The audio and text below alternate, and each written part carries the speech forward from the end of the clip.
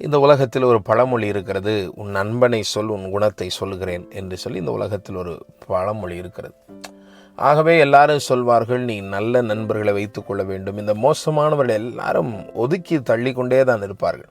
அவர்களை யாரும் விரும்புவதில்லை, அவர்களோடு கூட உறவு வைத்துக் கொள்ள விரும்புவதில்லை, அவர்களை யாரும் நேசிப்பதில்லை. இதைத்தான் நம்ம இந்த உலகத்திலே பொதுவாக பார்க்கிறோம்.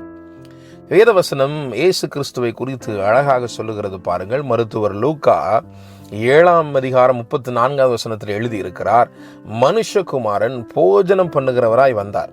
அதற்கு நீங்கள், இதோ போஜன பிரியனும் மதுபான பிரியனுமான மனுஷன் ஆயக்காரருக்கும் பாவிகளுக்கும் சிநேகிதன் என்று. மனிதர்களே பார்த்து சொல்லுகிறார்கள் இவரை பார்த்து, இவர் ஆயக்காரருக்கும் பாவிகளுக்கும் சிநேகிதராயிருக்கிறார். அப்பா, நம்முடைய இயேசு பாவத்தை தான் வெறுக்கிறார், அவர் பாவிகளை சிநேகிக்கிறார். இதுதான் இந்த கிறிஸ்மஸின் அழகு. கிறிஸ்மஸின் அழகு என்னவென்றால், இயேசு கிறிஸ்து உங்களையும் என்னையும், இந்த உலகத்தில் பாவிகளையும் நேசிக்கிறவராக இந்த பூமிக்கு வந்தார். பாவத்தை வெறுத்தவராக இருந்தாலும் அந்த பாவத்தை செய்த பாவியை நேசித்து அவனை மீட்டெடுத்து அவனை விடுதலை ஆக்குவதற்காக, பாவத்தை தானே தவிர பாவியை அல்ல அவர் வெறுப்பது, பாவியை நேசிக்கிறவராக இந்த பூமிக்கு வந்தார்.